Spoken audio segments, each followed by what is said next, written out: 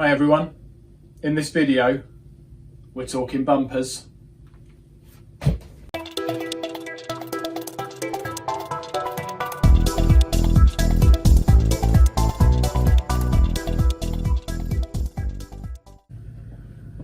Hi, so on my rack behind me you can see the bumpers that I chose. They're from a company called Vulcan Fitness, and in this video we're going to explore why I chose what I chose. We're going to look at the different types of options, so should you buy steel, should you buy bumpers.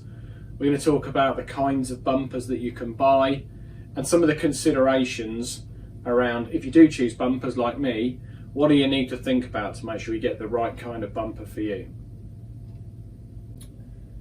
So steel versus bumper, what's the right answer? For me, clearly bumpers, but it really depends on what you're going to use the things for. Let me talk you through my sort of thought process. So I thought steel too noisy, even with the rubber floor that I've put in here. My garage is part of the house, it's integrated. I didn't want loads of noise and vibration. Even with the rubber floor, plates clang together and things. I want the flexibility to be able to drop the bumper if I need to. So it's not often that I do Olympic lifts. I don't generally bring things up to chest or above head height very often, but I've tinkered with it in the past and I'd like to do it again. And I want to know that if I have to step out from under it and let it fall, hopefully I'm not going to damage anything. There's a higher chance of damaging stuff with the steel. I like the aesthetics of the bumper, and yeah, generally they're just quieter. What you'll also find, depending on where you're pitching your budget, steel's a bit cheaper. Steel will take up less space on your storage because it's generally thinner.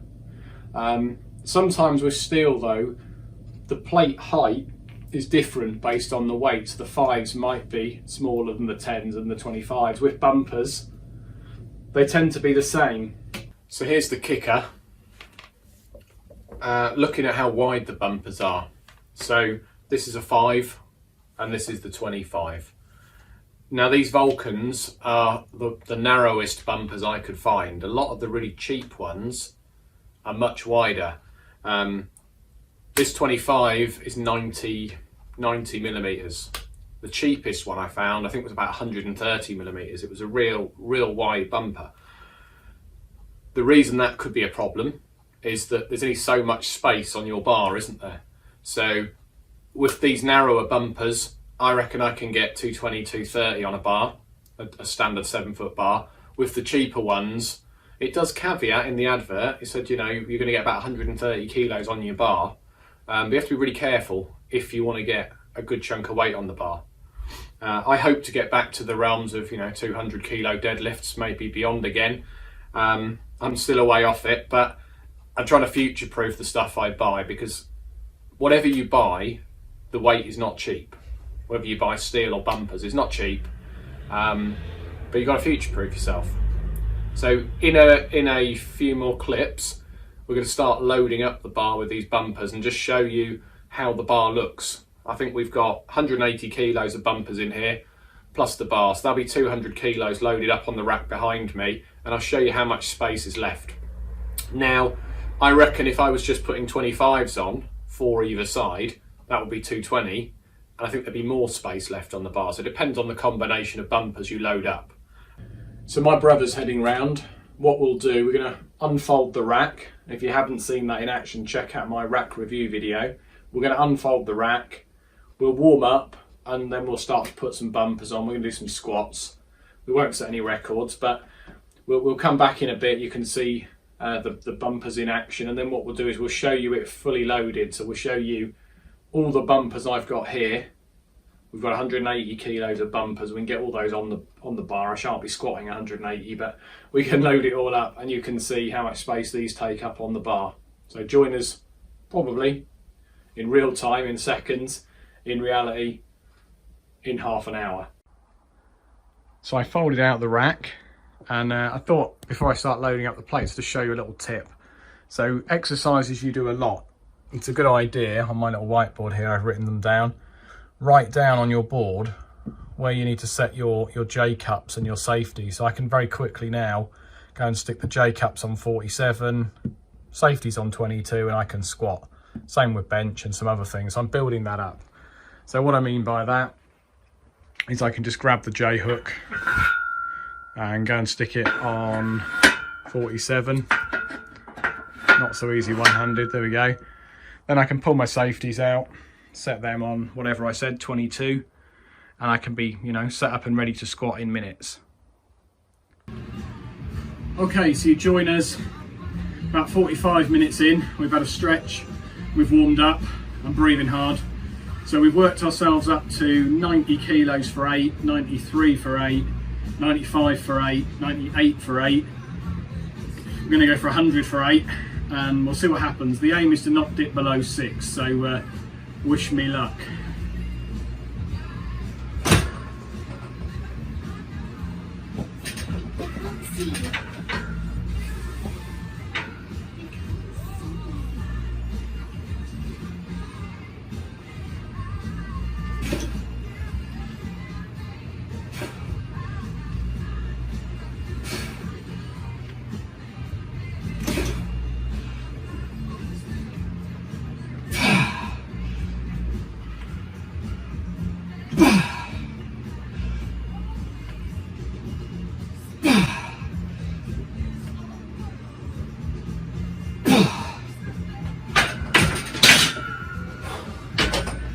Oh, number 7 was easy, which made number 8 very hard.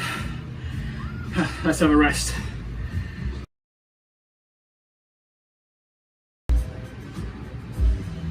So we're still in the 6 to 8 region. Ian's just got a new 5 rep max, 102.5, me too. So we're going to call it a day on this next weight, so 105, get whatever we can get. I'm not going to start putting belts on and stuff and trying to set any records, because we're in quite a lot of volume now, so we'll see what happens with this weight, and then we'll move on to hamstring and calves, and we'll probably take you out of the rest of that, because we're here to talk bumpers, not leg workouts. Right.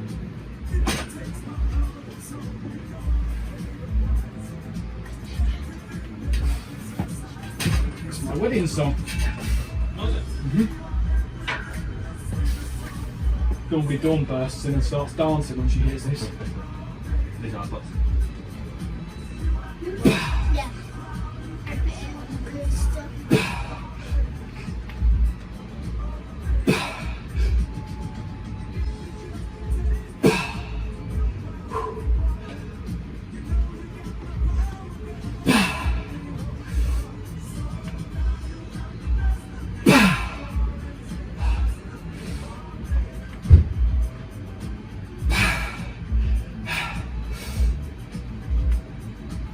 Why did I do that?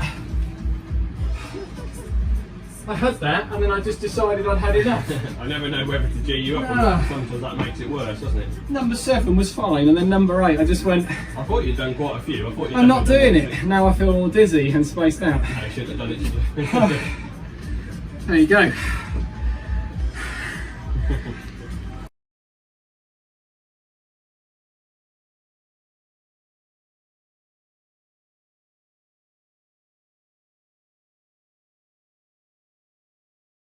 What do you mean from Ben? If you look at it from here, it's like a bit of a curve.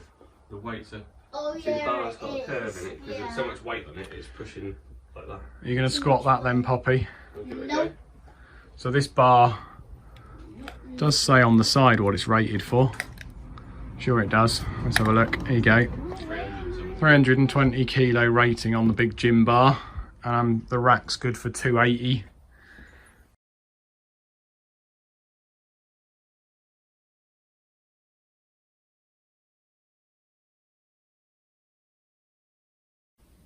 So let's think about why I bought these specifically. So bumpers come in all different types. So you can have different colours. You can have the Olympic colours if you want. You can have different grades of rubber. You can have different patterns and all sorts of things. So I wanted some plain black ones. I needed 2-inch holes. I don't know if they do them with 1-inch holes or not. I imagine they do, but most bars are 2-inch holes. So plain black, 2-inch holes. I looked at the website and they were the narrowest bumpers that I could find. You look at different suppliers, don't be caught out. Make sure that you check the widths of them if you want to get lots of weight on the bar. Also on the Vulcan website, it talks about how they test them. So they claim that they've dropped them over 15,000 times from heights of 2.5 meters. Again, I don't plan to drop these loads, but I've laid out significant money on them. I want them to last as long as possible. And they're backed with a 1-year warranty, you know, not for wear and tear, but for, you know, product failure. So all in all, they were my primary reasons. In terms of what I bought, what it cost, so I bought their 150 kilo set. That was about £600, £500. It was £500. And then I added another 30 kilos, 215 plates. That was 99. Add shipping, it came to about 660. What I'll do is I'll put the real price in a speech bubble above my head when I cut the video in.